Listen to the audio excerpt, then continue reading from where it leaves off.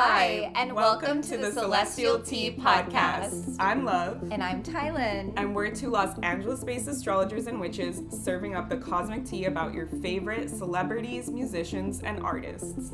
As always, if you enjoy our hot takes and breakdowns, please leave us a 5-star review wherever you stream, share with your friends and fam, and follow us on all the socials. So if you're a pop culture baddie, tune in, get your cup of tea, and get ready to sip from the stars. Hello. Welcome to the Celestial Tea. We have our little teacups with actual tea in here. You can't really see. There you go. Proof of concept, proof of life. Love brewed jasmine green tea, which is one of my faves. Yeah. One of my favorites too. Also, if you're witchy, jasmine, the herb, is associated with prosperity if you'd like to do work on that. She's the queen of the night. Mm. She is. I could see it. Yeah. Okay, so we have rebranded. We are now the Celestial Tea. Which is so in alignment for our mutable asses. Yeah. Not my 7th house Gemini Mercury wanting to gossip about everyone. No, not me. I don't like the drama. Am I the drama? Yeah, it's giving. Am I the drama?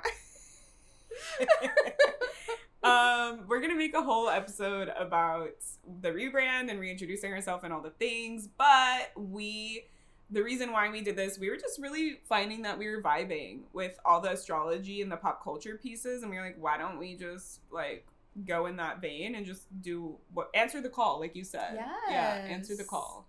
Yeah. Give the people what they want, because clearly they want to sip on that celestial tea with us. Yes. So we're delivering. Yeah. We're the divine messenger Hermes. We're just giving you what you want. Oh, so in alignment for us. Yeah. Domicile Mercury, rejoicing Mercury. Yeah. Hello. Okay, so yeah, we're gonna make a whole episode on the rebrand and all the things. But we're gonna just be covering all different pop culture, musicians, artists, movies, phenomena, whatever you guys are interested in too, you can submit to us. And our first one is, drum roll, Adam Sandler. Yes. Because he's rebooting Happy Gilmore, so how could we not? We're going to be very topical. We have a stacked Excel sheet with all of the things that we want to cover that coincides with the things that are dropping and releasing. And his movie is coming out July 25. Yes. So pretty soon. Yes. It's the sequel to Happy Gilmore. Yeah, and we're really excited to cover him because he's also from Brooklyn. My family is also Brooklyn Jewish Ashkenazi Jews, so we're connected in that way. I love it. Yeah. Yeah. I mean, well, he is like the OG comic dad. So yeah, and the Jewish, like he's like the modern Jewish comic too. Like he has like the Hanukkah song. It's like growing up. It's like thank you for the one Hanukkah song that exists. That's not boring. You know, like. Well, that is him fulfilling his life's purpose, which we'll get into. Yes. With his Saturn and Pisces. So just to frame it, we don't have his exact birth time. Sadly. So we don't know his rising, but I have a guess. Tylen will be giving her exclusive. I feel like we're in like E! News Hollywood or something. It's like, you know, like up at 5 p.m. the exclusive breakdown for what Adam Sandler's rising sign is. Yeah. And if y'all listening also have a guess and you want to like rebuttal mine, let's go. Like we're here for it. Yeah, like, we're sip debating. The tea with us. Yes. Yeah. We're all sitting on the clouds on the cosmos, judging everyone down below. No. This is not a podcast about judgment. In a good way, though. I mean, we're like, it's sort of judgment because we're like, oh, this is his placement. Oh, that makes sense in this. You know, like we're analyzing. Well, I think we've talked about this on our first episode because we pulled the judgment card for this year. And I was sharing how from an angelic perspective, they actually view judgment as a form of evolution. Yes. Yeah. My Virgo Mars knows this. That's why I judge everything, because it's like I want to make it better. That's why we have a spreadsheet. Yes. And I thrived in art school because it's like critiques was like constructive criticism. It wasn't like, oh, you're hurting my feelings. It was like, yes, make me better. Make me perfect.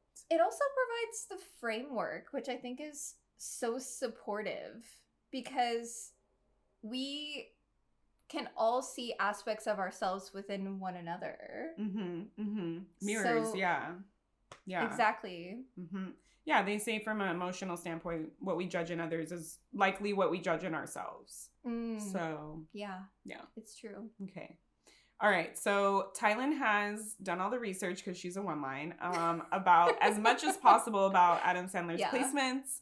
I'm also going to talk about a little bit about his human design. We can't know everything again because we don't have his exact birth time, but we do know what type of what design type he is in his incarnation cross, so his purpose, which like shook me when I read it. So what's the tea? Okay. Let's learn about this Adam man. Sandler is a 16-degree Virgo sun. And here's the tea. His sun is in a conjunction with an exalted Mercury. Mercury exalts in the sign of Virgo. And when I saw this part, jaw to the floor, Uranus and Pluto are also conjunct his sun. Whoa. So he has a Virgo stellium. Yes. Wow. He's got a lot going on in Virgo. That makes sense why he looks very Virgo. He has very like angular, like straight line face like features and stuff as he gets older. Okay, should I share my tea on what I feel like his rising sign is? Yeah. I actually feel like Adam is a Cancer rising. I literally thought you were going to say that. Oh my God. And the reason why I say that is because, again, we don't know his birth time, but it's very probable that his moon sign is Cancer. And it is for sure that he has Jupiter in Cancer. Oh, shit. So he's in a Jupiter return right now as we're recording. But he does have Cancerian and Jupiterian features, because you had even said like maybe a Sag rising because he has features that can be described as like horse-like, right? Like that Sagittarius quality, but I feel like that's Jupiter in his first house. But then he also has very like nurturing features, like the soft, fatherly, like, but like in a his soft jawline's way. not so like prominent and like angular. So I feel like he's That a would be Cancer rising, interesting. and it also makes sense for how family oriented he is. That's true, because he even makes a lot of movies about families as he's gotten older. Yeah, he just released a movie, I Grown-ups. think last year or the year before, with his own daughter. Yeah. Yes, you're not invited to my bat mitzvah. I watched that because I'm Jewish, so I had to. I watched it too. Legally, it was I was cute. obligated to. Well, I was like, oh my gosh, this is so cute that he's making a movie with his daughter. Yeah. That actually tracks. That makes a lot of sense. Yeah. And I feel like if he is a Cancer rising, it places Jupiter in his first house, which you know this very well. Jupiter first house. Jupiter first house, Jupiter domicile, and for him it would be Jupiter exalted. Yeah. He is here to take up space. He has taken a lot of space, yeah. And his movies and his art that he makes nurture people. Yeah. Right?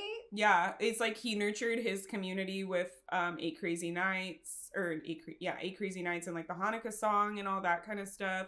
He also was on SNL. That's like very funny and like nurturing and wholesome at the same time. Yeah, that makes sense, because a lot of his movies have like a sort of like wholesome, like Little Nicky is like crazy, but it's like wholesome. Same with Waterboy. It's like wholesome, even though there's a lot of mean stuff in there.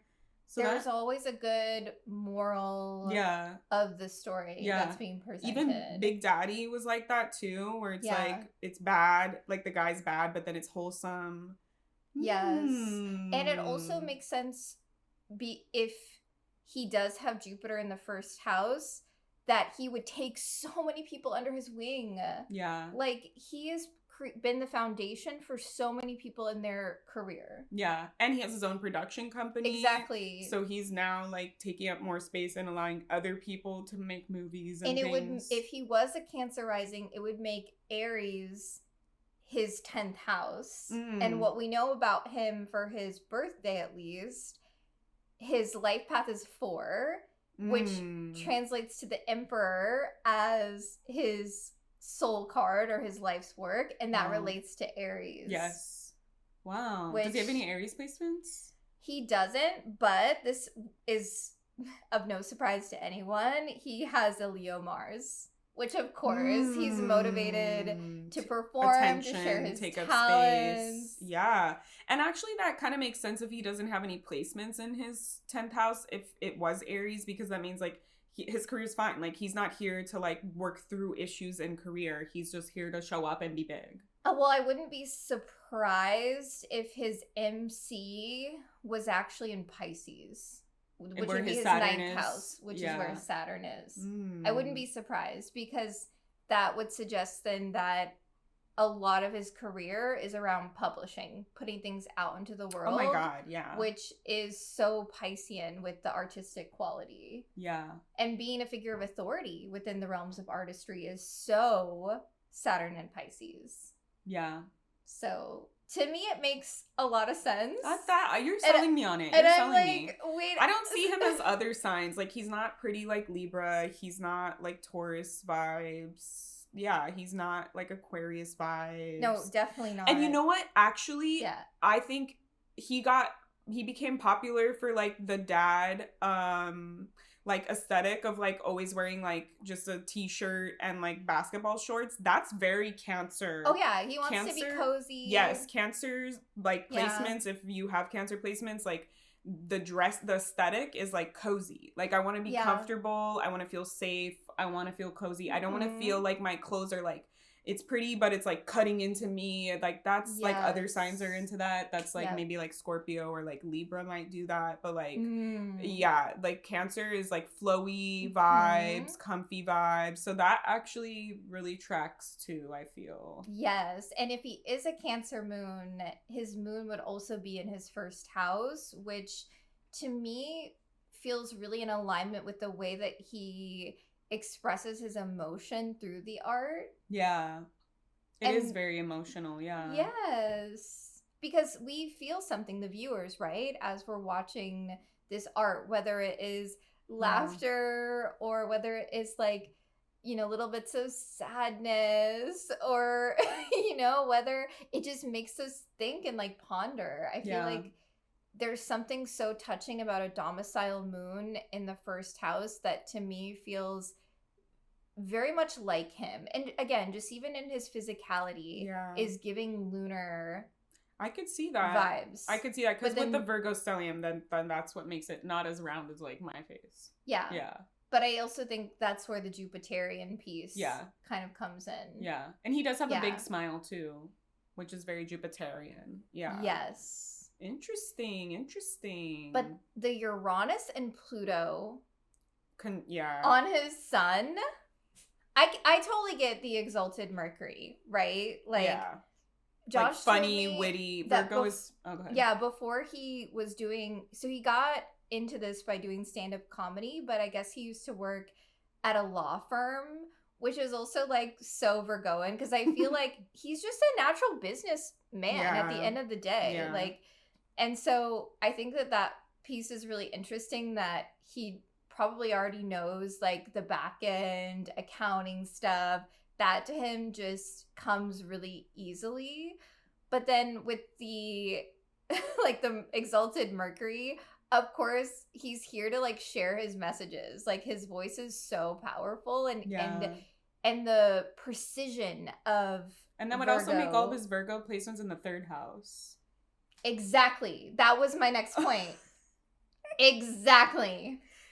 Okay, so the precision of that makes because so the third house, for those who are listening, is the house of communication. Yes. It's the house of like all the mental pieces, writing, poetry, music, words, comedy. So like, his Mercury, who's already exalted, is even more amplified. Acting. Yeah, for sure. Yes. Wow. Yeah, the precision. And you know, I was thinking about this, like, in order to put on a good show or production, I feel like he's someone who really cares about perfecting it, like who cares about refining it, who is like practicing his lines over and over again to get that exact emotion conveyed. Mm-hmm. And we obviously can see that as viewers with his long list of accomplishments. He has classics in the American sphere of pop culture. No, and like even I'm like thinking like The Wedding Singer, there is a lot of like wholesome love family pieces too. So this very much so tracks. I agree with you. The Cancer rising makes a lot of sense. Yes. But then the Uranus and the Pluto piece was sending me. Yeah. I was like this. Yeah. Because with the Uranus piece, it's not just chaos for chaos sake.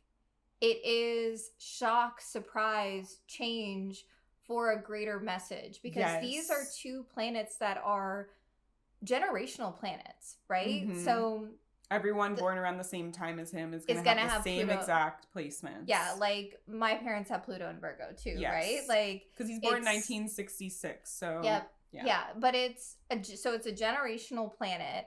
But the fact that it's conjunct his sun, to me, tells me that he's a leader for his generation. And so for those who are like, what the heck is conjunct?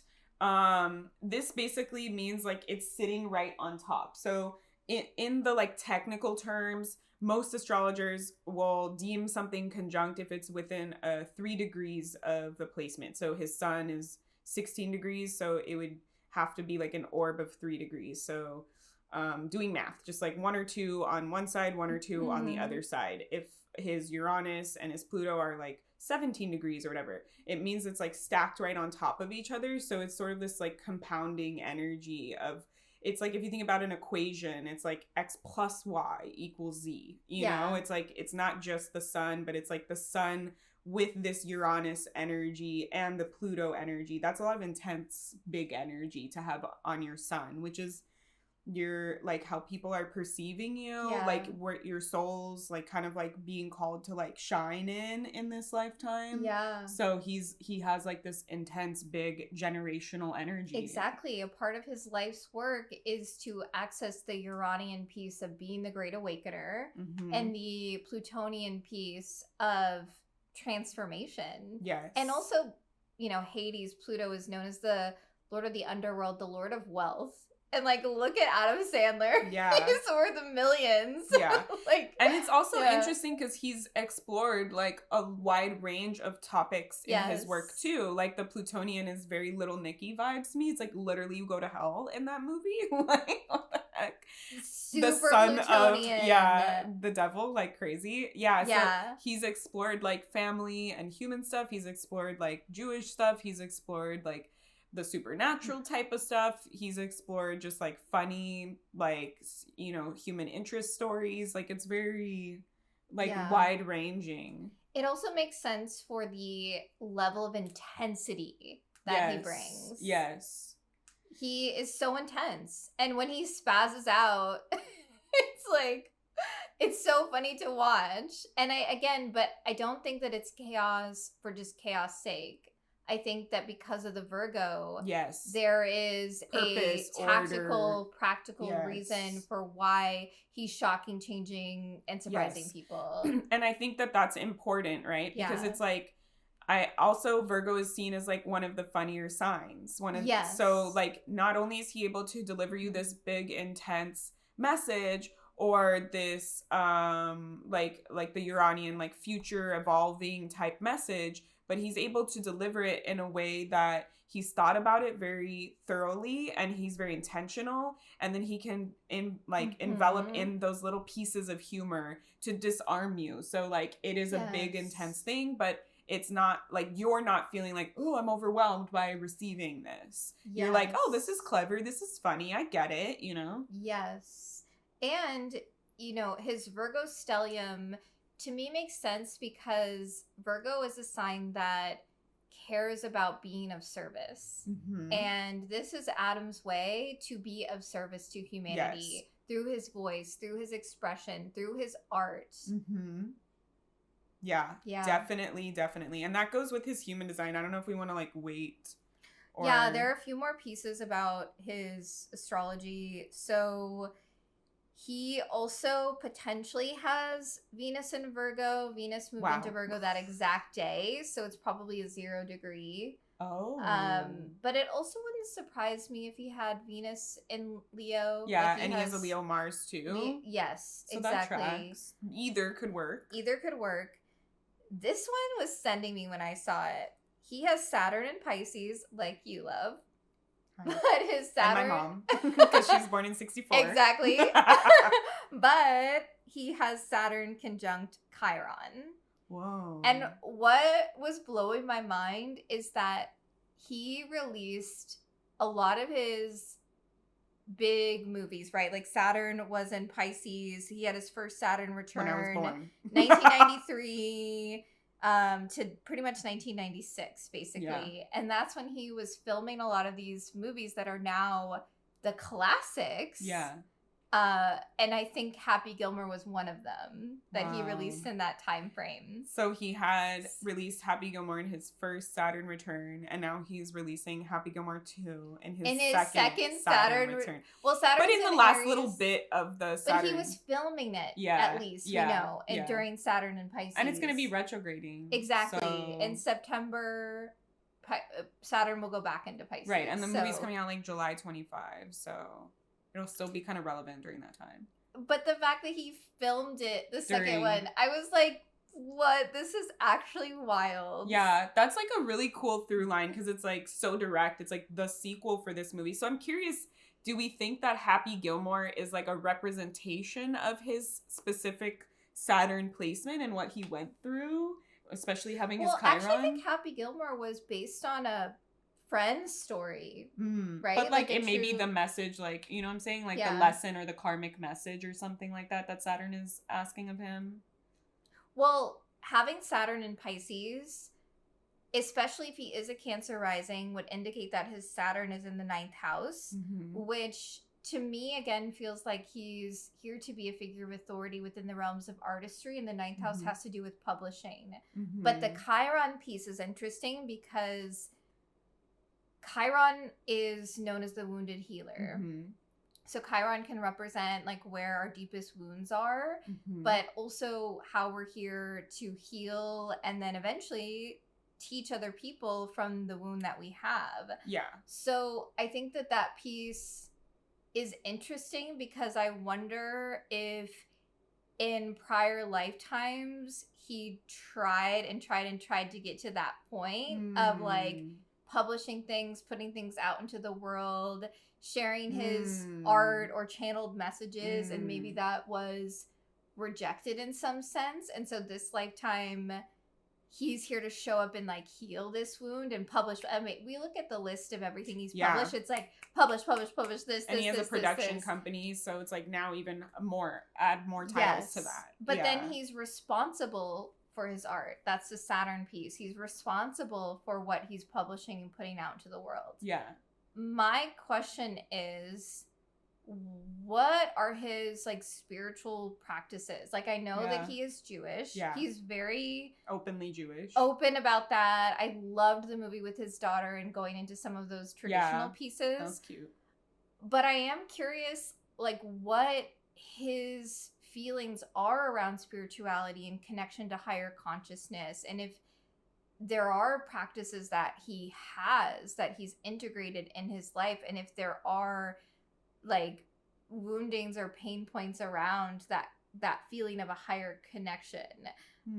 Because with the Saturn and Chiron, I feel like there's something there that his soul is healing. Do you think it could also be just like a generational or collective piece, knowing that like Jewish people went through the Holocaust? And definitely, it could be like less personal to his specific soul, and it could be because there's a whole thing with like European Jews that are still alive now, that we all have this collective trauma and pain. I mean, any oppressed, you know, we're not the only ones. But like that we have this collective trauma and pain. And I find it very interesting because we specifically with the Holocaust, there's a lot of anxiety related in that, because it's like, can I be safe to be here? Will I be persecuted? Will I be hurt? Blah, blah, blah. And a lot of Ashkenazi Jews have IBS, which is tummy issues. And we hold our anxiety in our stomach. So collectively, we've developed this like issue. And Virgo rules over the stomach. Yes. So he has this in opposition. Yeah. So I'm it could be like a collective piece that maybe he's moving through with this. And here to be a representation of the healing process. And that's why I'm wondering, like, as he ages, like, is he going to be more vocal about his connection to spirituality, to spiritual experiences? I mean, he's already doing that by making a whole movie about the Jewish experience as a parent. Yeah. Like, and a child coming into their bat mitzvah. Like, that's like very on the nose. That is a spiritual experience. Yeah. Like, he's like, you know what, I'm just gonna, because the earlier Jewish stuff that he had was like more comedy of like the Hanukkah song and like the many Hanukkah songs, which is very Virgo, continuing on and having like 5 versions of them. And then the 8 Crazy Nights was like also Jewish, but like more of like a fun like Jewish. It's like to have like a Rudolph the Red-Nosed Reindeer movie type of thing, you know? So now this one was like very just like, this is real world. This is like real Jewish practices and like real life stuff that happens, and not like an animated like, you know, story for the holiday time. Yeah. I would love to see more of that from Adam, like his connection, his own personal connection through the art that he creates. But like, I think that he has really done that. I think he made a name for himself as a Jewish comedian. Like, he literally was like, I'm gonna sing this song on SNL. Like, this is my zone, my area of expertise. Like, I'm allowed to speak about all these things. Healing the wounding. Yes. And like and calling, because like in the song he's calling in other figures, other known people, other celebrities and things. He's calling out certain things. Like, I feel like that was like a very like reclamation piece for him to do that on such a large platform. So I do see that spirituality piece kind of come through. And the family, like psychically, I feel like the family piece is very spiritual for him. I wonder, I don't know what his upbringing or his family history is, but I feel that there's something in reclaiming these stories around families. That's the Jupiter Cancer, and I think the moon in Cancer. I think that's a big piece. And you were talking about how he's meant to be an authority figure for others. We've also seen with his work, he brings in his friends and his like colleagues and stuff, and he creates. And he's a teacher.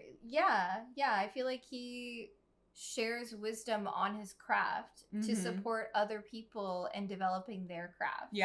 And he's like very loyal, which is very Cancerian, because it's like these people that he grew up with, you know, in SNL and things, he like made grown-ups with them. Like, he keeps like working with these same people that he likes. He brings back the nostalgia, which is very Cancer rules over the past and nostalgia. He brings back those fun times and brings it into like current projects that he's working on as well, I think. I love his Saturn and Pisces, because I do feel like that in opposition to his Virgo stellium really amplifies, again, the fact that he's here to be a figure of authority in the realms of artistry. And also Pisces is the last sign, so it has a little bit of everything. And the 9th house is also like not just spirituality and publishing, but it's like philosophy, like higher like levels of learning and pondering, and like I feel like you said, like all of his movies have a message. Like that is very apparent with the Saturn Pisces too. It's like, I'm not just here to make jokes, but I'm here to disarm you, to deliver you an important message. Like the Big Daddy movies, like a man learning how to have responsibility and care for others and have a child, you know, and like Waterboy, it's like a man who doesn't value or see himself because of his upbringing, because of his mother, right? And then he has to learn like how to have confidence in himself. Yes. There's so many of these types of like stories Yeah. that I think that's how he's healing like the Chiron, maybe you know, is through like telling these through the stories, which is so ninth house as well, right? Because we receive higher levels of consciousness through stories. And with the third house, like the ninth and the third house are right across from each other, so he has all that Virgo, and then he has this strong like Saturnian Pisces like wound. So he's doing, I feel like he understood the assignment. Yes. Like the cosmos were like, look, babe, you're here to like speak in some kind of way. He's doing it through, you know, acting, singing, he also sings in the song too. So it's like, there's a lot of stuff. Yes. Artistry, he plays guitar. Yeah. The wedding singer. Oh, yes, exactly. Like he's using he's like, I get it. I'm going to use all of my gifts to deliver these messages. Like, I think Spirit was like, you're going to do all this third house stuff of communication and artistry and speaking in some kind of way, and you're going to be doing that by juxtaposition with that Saturn Pisces. You're going to deliver these karmic messages or these lessons for people in this very like connected Piscean way. Like, I think he did understand the assignment. Like, he said, okay, bet. Like, excuse me. And that's why his like Jupiter Cancer is like, let's just keep getting bigger because you're doing what you're supposed to. Oh my gosh. He's taking up so much space. Yeah. Because even he became like during like COVID, he became like this fashion icon, and he wasn't even like trying to be, you know, everyone was like, yeah, I love this Adam Sandler dad vibe. Like all these like young women were like, I'm going to dress like him, you know, like. I forgot about that. Trend. Yeah, like that's what I was saying. Like with his clothes, it became like, and he was just like he was just showing up, and then boom, Jupiter Cancer was like blow it up, you know, type of thing. Yes. So he's done it just by being himself, which also like emboldens your statement of him having it in the first house by just being himself. He's here to be goofy, right? Like Jupiterian consciousness can be so silly. Yes, I can agree. Like... I'm always making jokes about everything. I laugh at myself when I fall. Like, I'm like, it's funny, period. I don't care who you are. So yeah, I definitely think and the Leo Mars is interesting. So what house would that be? Oh, his second house. Yeah, his second house. Making the monies. Yeah, so the Mars is our masculine energy. It's our motivation, our desire energy, how we do things. So like having that fixed fire energy to push him through to, I feel like that placement makes you bold in taking your actions. It makes you, and you follow through. The Leo energy the fixed energy, you follow through, and you're not afraid to get attention. You actually kind of like attention. So that's what motivates him. Yeah, exactly. So it's like perfect to be in the field that he's in. You get attention. He's not like cracking under pressure. He's not, you know, and I feel like he's good with his boundaries. He shows up when he wants to and not, you know, like hides when he needs to. That's why it wouldn't surprise me if he had a 29-degree Venus in Leo. Yeah. But also wouldn't surprise me if it was 0-degree Venus in Virgo either. Yeah. Because why not? Just add on to that Virgo stellium. Yeah, just do the new piece. Yeah. Yeah, I guess like he dresses more like a Virgo Venus than a Leo Venus. Oh, for sure. Because Leo is like bold and like likes to actually make a statement, versus Virgo is more about like details and like basic, like not basics, basics meaning like traditional pieces that are always in style. And I feel like he just kind of wears like basketball shorts and like Nike sneakers as like traditional pieces. Yes. And also I feel like the Virgo Venus would make sense with how he always is asking his wife, or I don't know how they have that, but she's always in every one of his movies. Like I feel like there's something about family piece. Well, the family piece, but I feel like there is like a really strong connection between them, and I feel like maybe it's a karmic thing of like him starting a new cycle in this lifetime around having a deep devotional love, because you can feel that from these two, that they have. That feels more on par. Yeah. Because I feel like if he had second house Leo, Mars, and Venus, it would be the Adam Sandler show. Yeah. It would be me. Yeah. But he still is able to be like, other people. I want to uplift other people. I think that's the Uranus on his sun too, of being the Great Awakener, starting the revolution. It's not just about him, because Uranus cares about humanitarian values. I'm gonna look him up, like see if he has like red carpet looks or something, because I want to see like his fashion. Well, the other piece is he has his North Node in Taurus. So that means his South Node is in Scorpio, and he also has Neptune in Scorpio.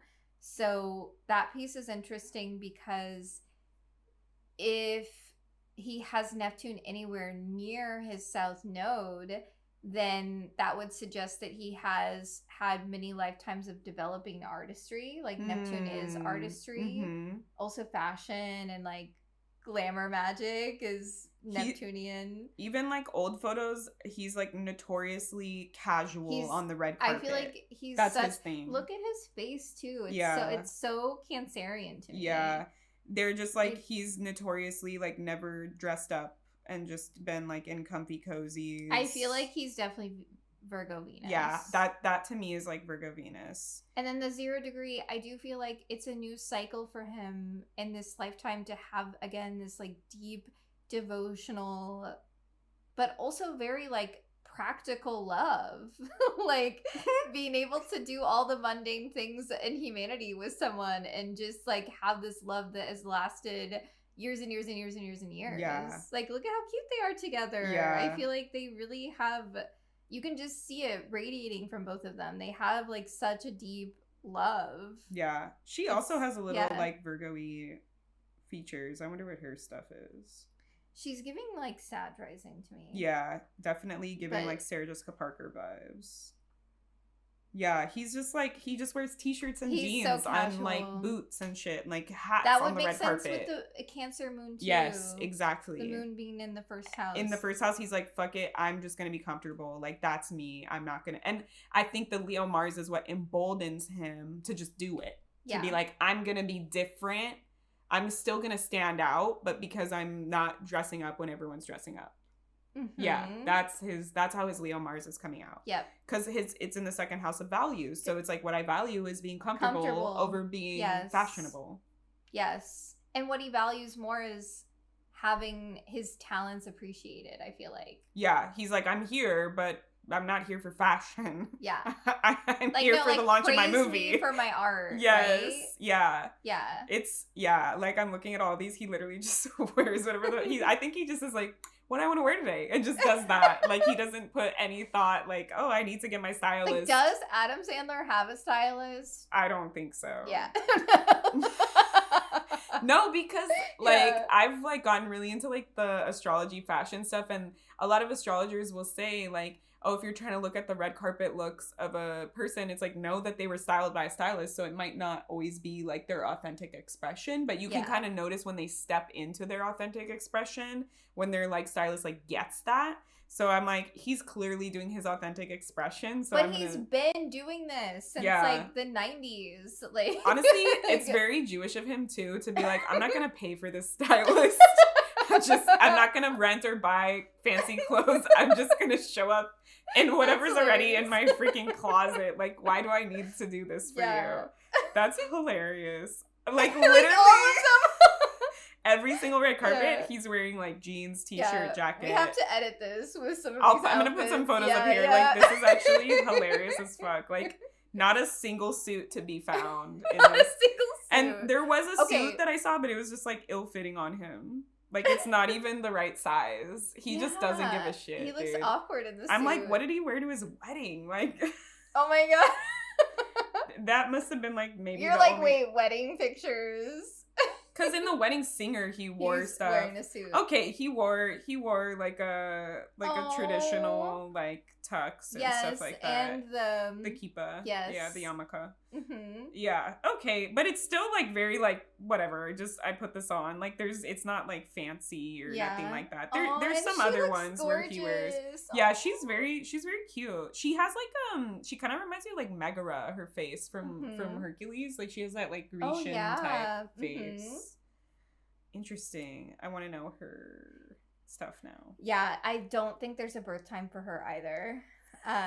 So maybe we'll do another episode speculating on their on their stuff together. But I do want to talk about his North Node in Taurus and his South Node in Scorpio. I feel like it's the opposite of me. Yeah, I feel like his South Node in Scorpio, it's interesting because I feel like the people that have their South Node in Scorpio, like, they have been to the depths of emotional experiences. Mm-hmm. Like, these are the souls that have experienced, like, betrayal, tons of pain, tons of trauma, and, like, in a way, like... You could see that in his work, because, like, there's kind of, like, hurtful shit in his work. Like, if you watch Waterboy, like, as an adult... like, out of, like, just right now with all of the, like, current updates of, like, what's okay and what's not okay to say and, like, all, like, there's some mean-ass stuff that they say. They, like, making fun of him for his disability, like, they're calling, like, women, like, sluts and, like, all this, like, it's like, deep wounding stuff that he's just like, oh, and this is a funny joke. Like, he's able to, like, you know, bring that through. He does raise awareness for autism, I think, maybe because of that movie specifically.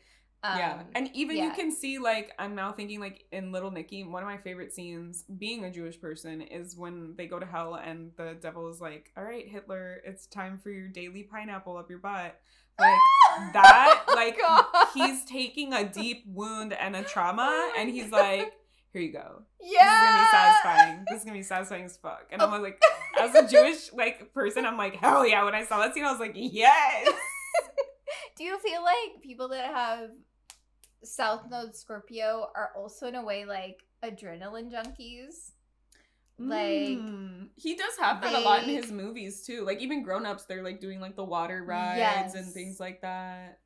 Yes. And also, like, I feel like that pairs really nicely with Pluto on his sun too. I feel like that Plutonian consciousness of intensity and, like, the desire for merging, and I think that's why he has so many people around him too. Also the Cancerian part, but I feel like the Scorpio piece with the South Node is saying that his soul has cultivated a sense of mastery over creating, like, deeper bonds. Like, the merging. I could see the adrenaline junkie for sure. And also, like, what came to mind, like, Spirit was saying, like, transformation junkie. Yes. Like, it's almost like they need to be near those intense things because they're ripe for, like, the potential for, like, transformation or like you're saying, like, healing or depth or things like that. It's almost like they would rather witness the car crash than, like, go to dinner because it's like they want to, like, be around that energy or something like that. They, like, crave the intensity, and in a way it's sort of a sense of comfort for his soul is that level of intensity. And if he is a Cancer rising, that would place Neptune in his South Node in the 5th house, which, the house of creative expression and creativity, which would suggest that he has spent many lifetimes cultivating his creative expression, and maybe in other lifetimes it wasn't appreciated with the Chiron on his Saturn. But this lifetime, he's taking up space. I see him, like, past life, like, I'm seeing, like, maybe him being, like, a court jester or, like, a bard or something, and then people just being like, okay, weirdo, like, go over there with your stupid jokes. And he's like, no, like, this is funny. Like, I thought this would, like, it would hit. But I feel like he's getting to do literally all of that in this lifetime, and people are like, yes, give me more. Exactly. Yeah. I could totally see that. And then his North Node, if he is a Cancer rising, in Taurus would be in the 11th house, which makes so much sense for the community he's cultivated. Yeah. That makes a lot of sense. And that also would make sense why, if he has all this, like, intense, like, deep energy in his chart, that he's like, I'm just going to dress comfortably. Like, I'm already doing all this stuff in my day-to-day. I need to take the comfort where I can get it. He's got to be comfortable for all the stunts he's doing. And... Well, and also, like, being in the public eye as a celebrity is intense. So he, like, sort of is in a lifestyle that already creates that. And with the Taurus, especially in the 11th house, a part of his soul's evolution, because that's what the North Node represents, is to create the Taurus healthy sense of boundaries and groundedness within the 11th house, which would be community and networks of people. And I think that makes sense because he's like continuously working with the same people, creating that sense of community. And Taurus is very loyal. So loyal. So he's loyal, I feel like he's so loyal to his people. Yes, very loyal to his friends, to his coworkers, to the other celebrities that he's worked with. Like, he like works with Jennifer Aniston a lot. Like he works with David Spade a lot. Like he's like he has these people that he's like, I like working with you and you're part of my community and I'm gonna stick with you. Yes, I definitely see that for sure. Wow. Yes. Yeah. And I feel like the Taurus North Node also suggests the sense of beauty. I feel like Taurus North Node, it's like your soul is evolving through the connection to beauty and to making things tangible, building, creating things into form. That's how I view Taurus energy, and that's what he's doing with his ideas, right? He's creating something tangible that are literally, again, classics in American culture. And he works with people who are like really connected to, like, Jennifer Aniston was like the crush of the 90s, as well as Drew Barrymore. Yes. And his wife is really gorgeous. Yeah. Like I feel like he surrounds himself in his community with these beautiful things. Yes. Yeah. Yeah.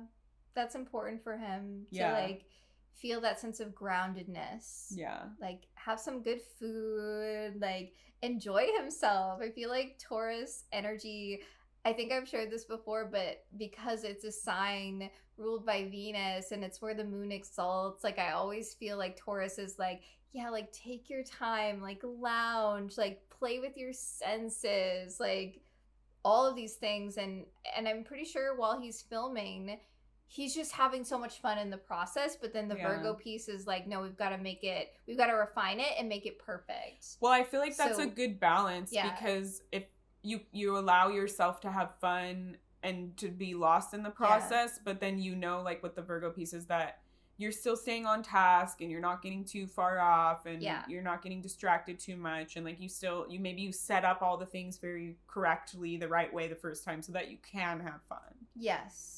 Yeah, and he probably, like, because of his Virgo placements, really enjoys a schedule.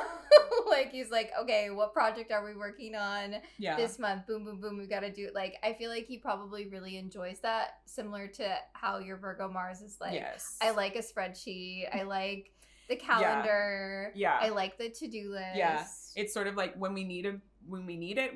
We do it. And when we don't, it's fine. We don't need it. Yeah. Yeah. But with his Uranus, he can also switch things up. And they don't like structure and authority too much to be like rigid. Yeah. And also, I feel like he does have qualities of the rebel, right? Like, 100%. I feel like through his art is someone that I feel like is fighting for human rights and, like including in that movie with his daughter, like there's a trans flag in the background, right? Like he cares about humanitarian rights. Yeah. Yeah. That totally makes sense. Yeah. And okay, the other thing I wanted to share, his guardian angel. Yes. I feel like this is so perfect. His guardian angel, so a solar angel, for anyone else who was born between September 8th through the 12th. So yeah, I actually love this. I have a little brother who this is also his guardian angel.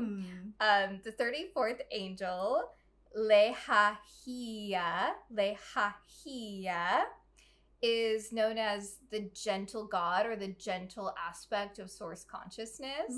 And this is the angelic frequency that helps humanity gain confidence. And Adam Sandler is like such a confident person. I mean, think about how confident you have to be to wear jeans and a t-shirt on the red carpet. And to do stand-up even, like that was how he was found. Yeah, that's true. I feel like that requires so much confidence in yourself. This angel is also very adept at helping people heal anger and is like all about highlighting the emotion of anger so it's transmuted. And that feels really aligned for Adam too, because a lot of his movies deal with like themes around anger, and that's when he spazzes or so that piece is interesting. And this angel is specifically known for having many talents and is known for the angel of crowned heads, so people in positions of power. And that relates to his purpose in human design, actually. Isn't that so in alignment? Yeah. Okay, so let's dive into the human design piece. Okay. So again, we don't know his birth time, so it's much more to speculate if we don't have the birth time. Yeah. But there's three main things that we do know that I think are really cool. So number one, we know he's a manifesting generator. Of course. Fellow manifesting generators. Literally, both of us are manifesting generators. Yeah. So in human design, these manifesting generators are the only design type that are a hybrid.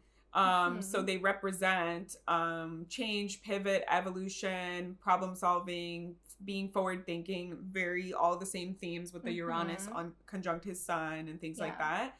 So manifesting generators are here to do things like quickly. They're here to do things differently, to create their own unique way of doing things, which is very him, and especially making your own production company so you could just do things the way that you want to.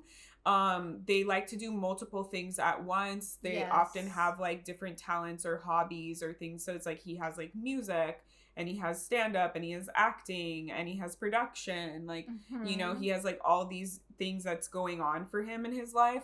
So he's very manifesting generator. He's marching to the beat of his own drum. He's maybe ahead of the pulse on a lot of things. It's very on brand. So his purpose, or his incarnation cross is what it's called in human design, is the left angle cross of dominion. So in human design, there's two pieces that I want to break down. So having a left angle cross is already like a big thing that really coincides with his path here.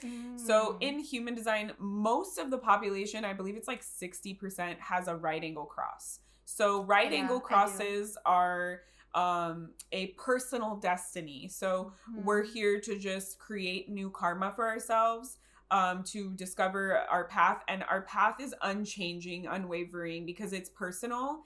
It doesn't matter who we come in contact with or what we do. We will always be doing our own thing.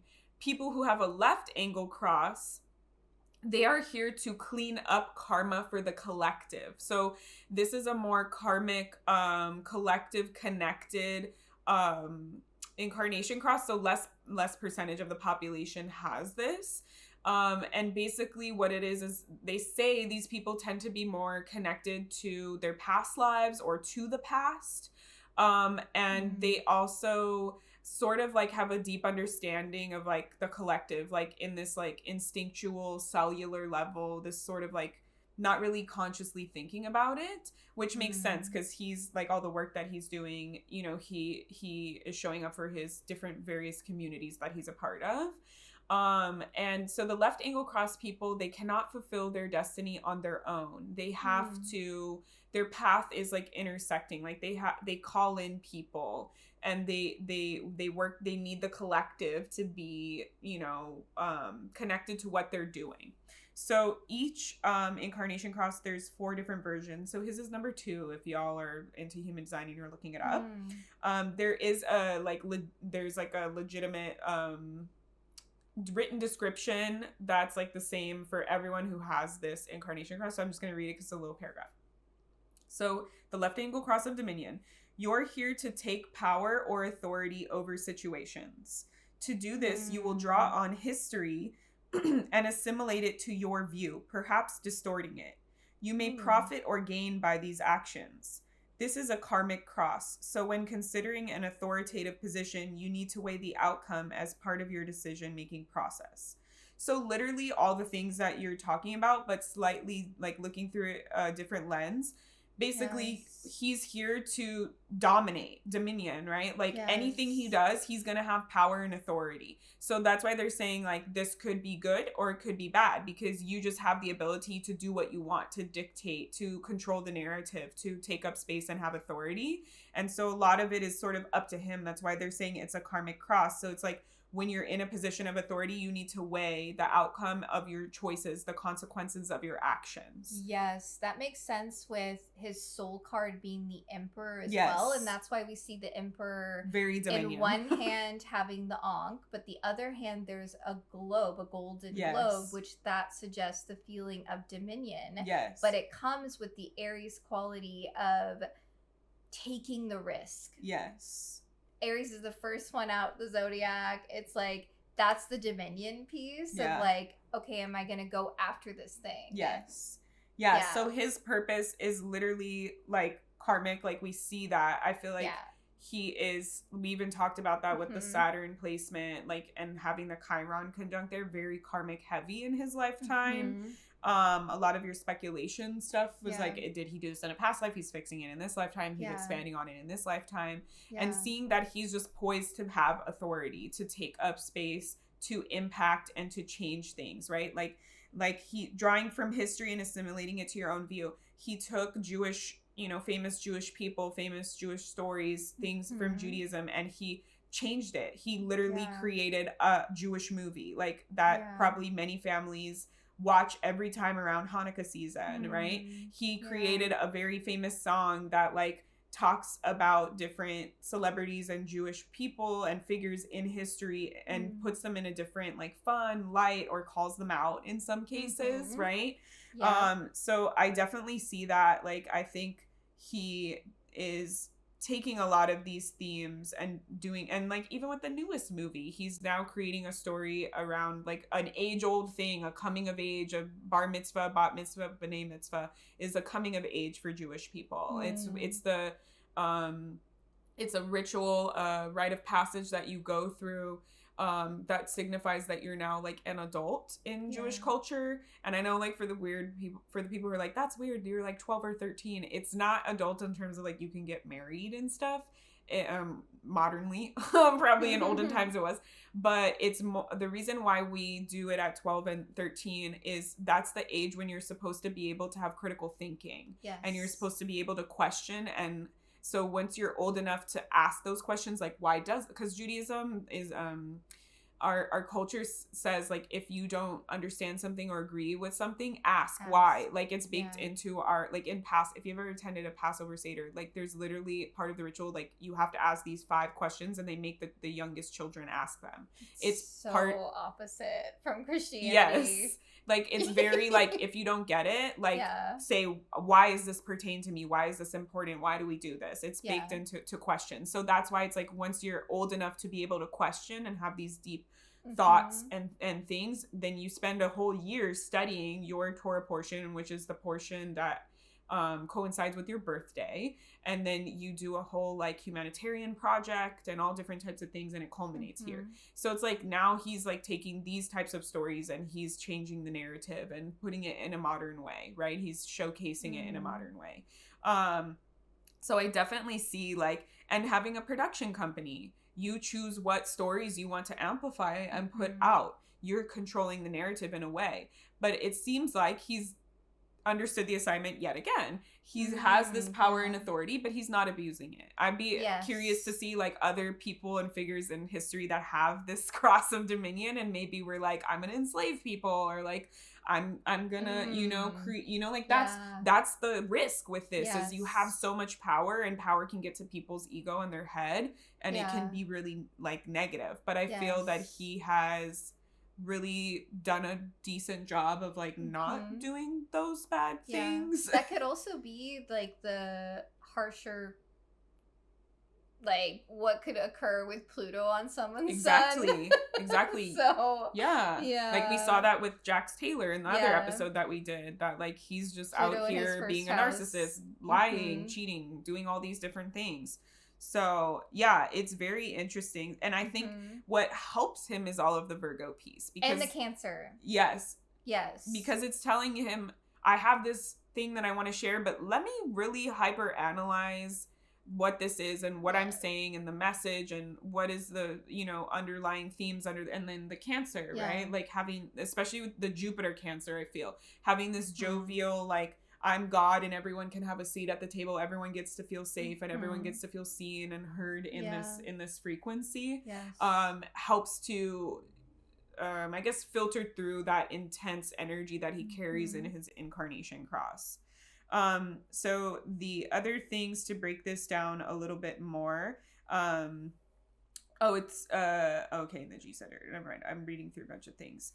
Yeah, so he needs, it says the challenge for this cross is to balance intellectual questioning and material world of resources and leadership. And we really saw that.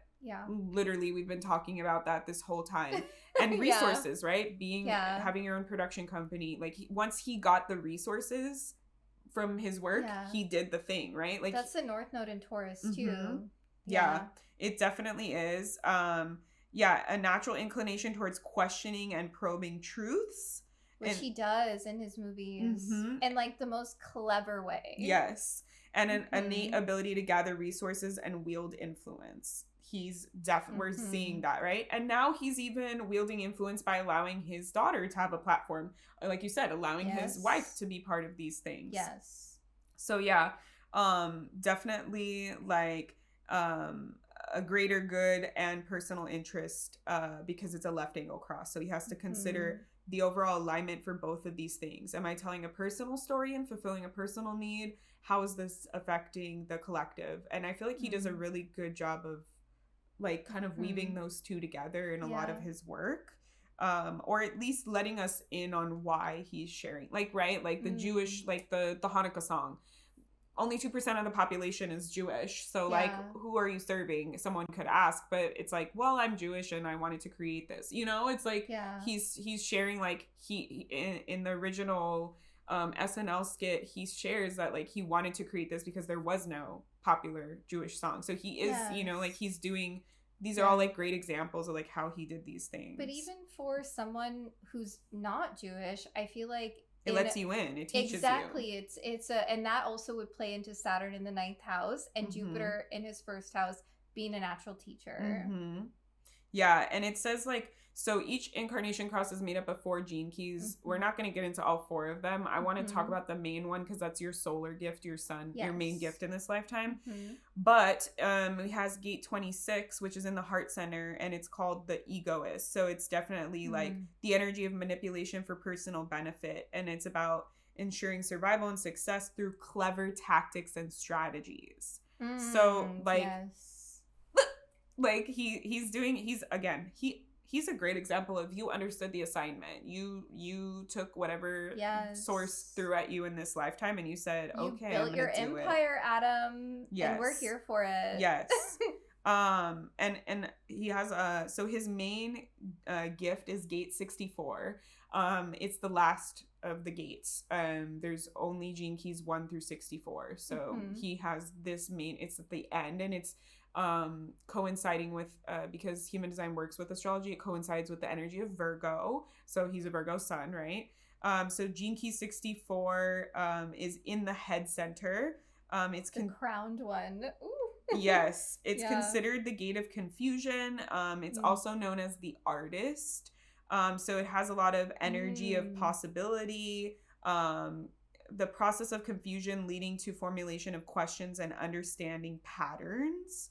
Like, I think that's what he kind of does in a lot of his movies. Is that type of like, we're taking this like confused, I don't know where I'm going, and then now at the end we have the moral of the story, we have the growth point. So gene key 64 is called the artist. So it's a feminine type energy, but this is what connects him to the past. So the artist sees like images and memories of the past and has a lot of mental pressure as the images come through for you and trying to figure out what they mean and what they do, and takes these images and the past memories and then can reorganize them to create resolution. So I feel like he's kind of like retelling these different stories and things to move forward in some way, shape, or form. And the genius for this gene key is to be grounded in the right hemisphere of the brain, which we know like our left hand is ruled by the right side of the brain. So this is the creative side. So they say people who are left-handed, i.e. me, are more creative because this is our creative side. So it's about taking information, inspiration, and then kind of like using your logic to refine and figure out like where to put it and like where you want to disseminate it. And it's very like aha moments, like sometimes nothing, sometimes a lot of things, which makes sense too. Also with Mercury on his sun and Mercury exalted, which makes sense for him to have a lot of ideas, but then have the pathway to execute them in a way that's grounded, practical, efficient. This is the energy of like you can pick apart something over and over and over and find new like perspectives and messages.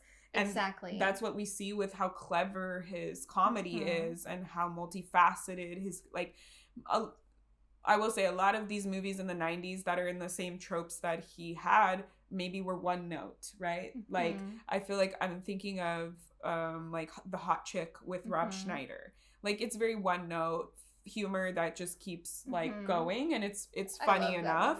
Like it's not bad, but it's like it's the same.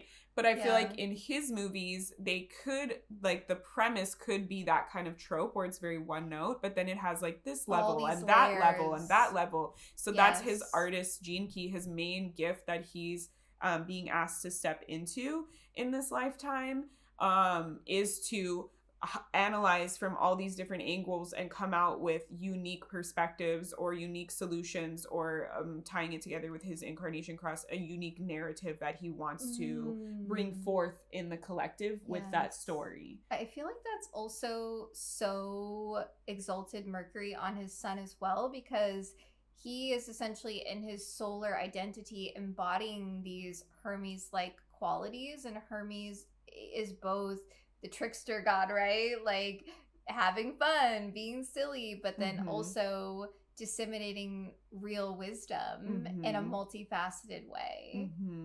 Yeah, and being the artist, the multifaceted, they say like if you have this gene key, you can be good at dancing, singing, acting, all the things. So we do see that for him. Like I think his artistry, like you were pointing out, maybe is more in like the production, the resource, the knowledge, the understanding. Yes, like he has that artistry. He sings, he plays guitar, he acts. Like there's a lot of different artistries that he has at his fingertips that he pulls from, and he's not afraid to like do that, right? Because maybe a comedian might be like, oh, I sing and I play guitar, like, oh, like that's not what the people want. They want me for comedy. And it's like he folded that together. He blended all of his artistries together in one thing, right? Like I feel he's very, very good at this. So yeah, it's very interesting. It also says with this there's a willingness to feel the pain, right? Which we see with Scorpio South Node, right? Yeah, we see that in his stories, like how I was saying, like sometimes it's dark, sometimes it's like weird stuff. Like Little Nicky is all about like being the second best child, like, and having to deal with the pain of like not being like wanted enough by your parents and not feeling important enough and being cast off as like the failure of the family, right? Like interesting. And also has a theme of like disability as well in Little Nicky. So I wonder if that is like a thing for him, and why he chooses now to donate and raise awareness around autism. Like I wonder if he had something growing up or in a past life or a family member or something like that, which makes sense with Saturn and Chiron. Yeah, so it's very interesting. This I like this website that they put like these mantras and things. It says for this gene key, the internal motivator is, I want to go where no one else has gone before. Hell yeah. Literally what he does in this lifetime. That's also the Emperor frequency too with his soul card. Yeah. It's like this exploration energy. Yeah. But not just for like, not in a Sagittarius way where it's like, I just want to explore and learn new things, but it's more of like this like conquest. I don't want to seem imperialist or anything, but like this conquest energy of like, I want to explore. No, he wants to trailblaze and make his mark on the world. Thank you. I was like, I'm just thinking of colonization when these themes come up now, but trailblazing is the great word for that. Yes. Yeah. Endless creativity. Just like, what can I carve out? Where can I go? Because I even feel like a lot of people were kind of like rolling their eyes with the grown-ups movies, because it's like, rich guy has his own production company, has his friends come make, I think they have 3 of those movies now, makes a bunch of just movies where they're just doing silly family vacation stuff, but it's like, he's like, how far can I go with this? You know, how many sequels can I make with this? Like, how long can I continue to tell this story? Very, very interesting. So so this is located in the head. It's Virgo. It's the pineal gland, which also is connected to our psychic abilities and our intuition. So he has his main gift here in this like ideas place, which is why it can be like very just like limitless in that sense. Yes. Yeah. Very interesting. Very interesting. Yeah. Yeah. Anything else to add?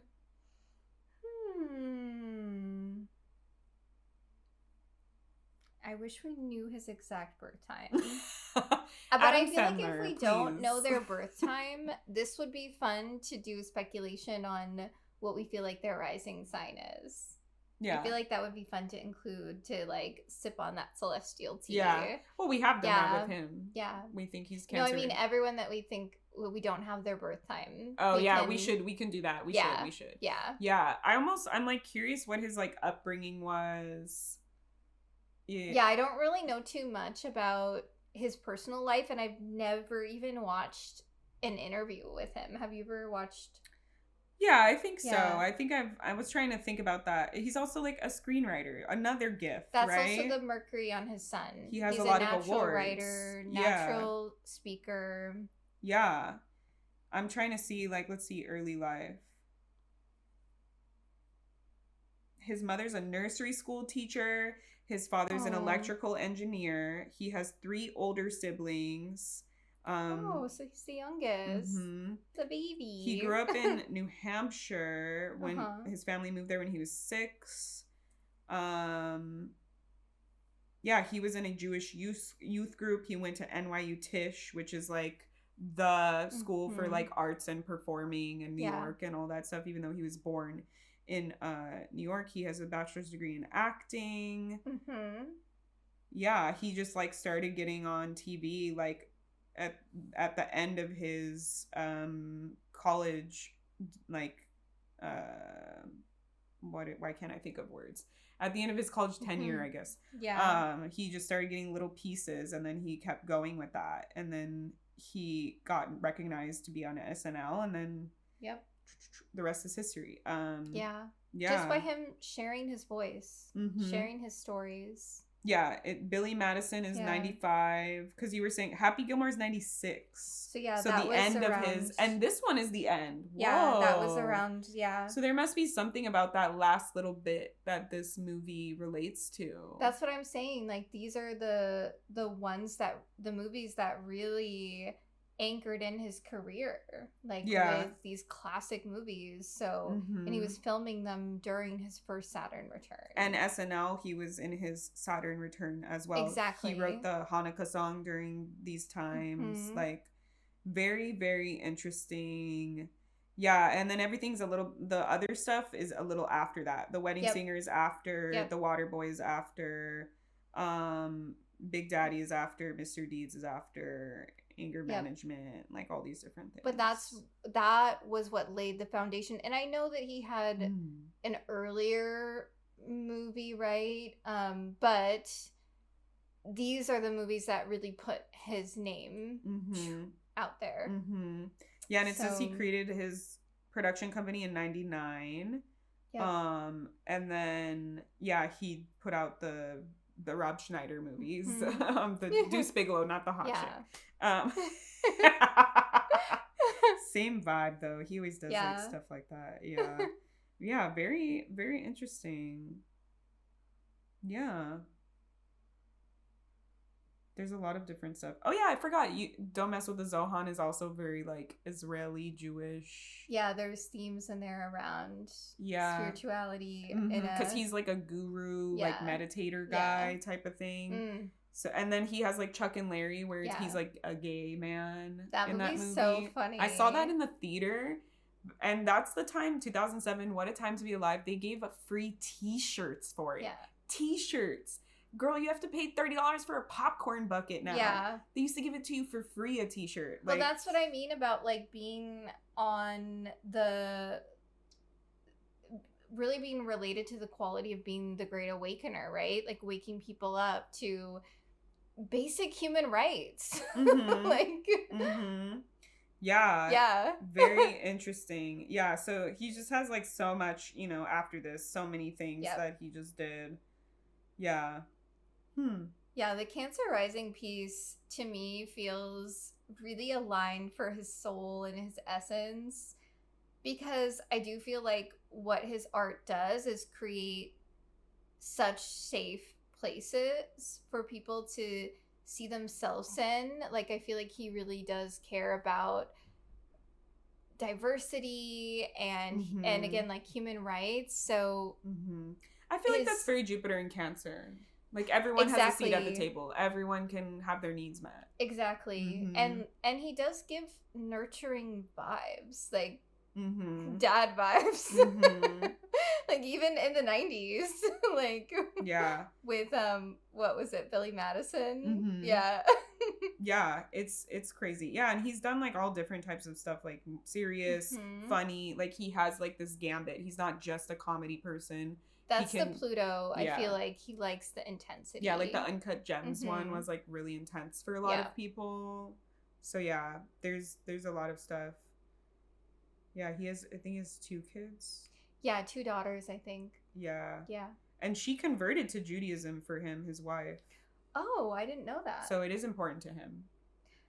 Yeah, that's beautiful. I would love to know more. I feel like maybe that's something he does keep private, but I feel like I would love to. He donated $1 million to the Boys and Girls Club in New Hampshire, like where he grew up. So that's like, cute. Yeah, yeah. It's there's stuff saying that he's a Republican. Yeah, he did donate to the Bush campaign. And Rudy Giuliani. Back in the day, yeah. Yeah, so it's like... But also being a Republican back in those times didn't seem as bad, I guess. But also, I feel like if you're making that much money... You want the tax stuff? Is that what you're referring to? It's just about the money. I mean, he is a Virgo stellium, so... Yeah. I'm like, but I want to look up his wife. No. Yeah. But yeah, this celestial tea was... His wife was born September 24. Yeah.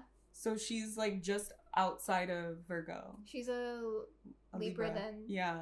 Yeah. So what house would she sit in then? So... it would be his 4th house of family. What the fuck? But I don't know. I feel like I would need to sit with her placements and see. And she's also much younger, but she's 8 years younger. She's born in 74. Yeah. I don't know. She gives like she's like a Sag rising, or she does give Sag Capricorn rising. Yes, I do. So, I have a astrologer person who kind of looks similar. That's a Capricorn. Yeah. Interesting. Or Saturn in her 1st house. Yeah, we know her birthplace, but I don't think we know her birth time. Yeah, we don't have her birth time. Yeah, but she's also model, film actor, voice actor, comedian. Multifaceted. Yes. Yeah. Wow, interesting. So yeah, the tea was hot, y'all. The celestial tea. We will let y'all know how we enjoyed the reboot of Happy Gilmore. Yes, we'll have a little corner to follow up. To be like, oh, I see the Saturn Pisces return vibes. Exactly. Yeah, let us know. Yeah. Are you excited for this movie? Did you enjoy learning about Adam Sandler? Are there other celebrities or famous things that you want to have us cover astrologically or human designly? Yeah, we're really excited for this new fun celestial tea vibes. It feels good. The reboot of our podcast. Yeah. I want to get like a fog machine so it looks like there's like steam in the background, like the tea is hot. Yes. So hot. Maybe we'll do like an incense or something so that it like rises between us. Yeah, I love it. Yeah, so thank you all. Until next time. Yeah, thanks for listening. Bye. Bye. Thank you for listening to another episode of the Celestial Tea Podcast. If you enjoyed our hot takes and breakdowns, please leave us a 5-star review wherever you stream, share with your friends and fam, and follow us on all the socials. Let us know if there is a pop culture icon or a phenomenon that you want us to look at next. Tune in next week for another piping hot cup of celestial tea.